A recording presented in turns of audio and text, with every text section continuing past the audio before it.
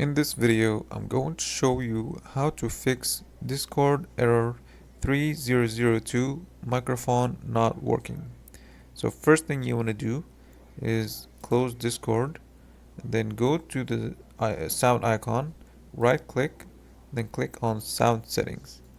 If you don't see this, just go to search, type in sound settings. You should see it from here. And now we have to go scroll down, you see input, then you should be able to see your microphone.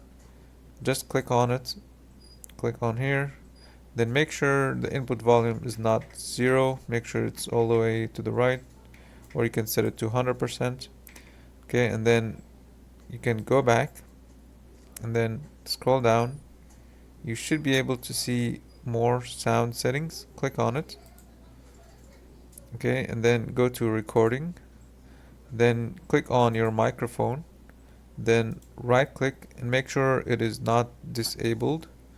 So if it's disabled, just enable it, then click apply and then click OK. Now if you go back here to your microphone, you should be able to see your microphone. We're going to go back again to this same setting, then we're going to click check for driver updates. So click here, and then here it will tell you if there's any driver updates. So it looks like you're up to date. You could also go to device manager, so click device manager. Okay, and then click on audio input and output, then select your microphone, then right click, then update driver, then search automatically for drivers. This will tell you that you already have your updated driver, or is going to install a newer driver for you. Okay, now we're going to close this, go back to the settings, and then just make sure that you have your microphone selected, and then you can go back to Discord.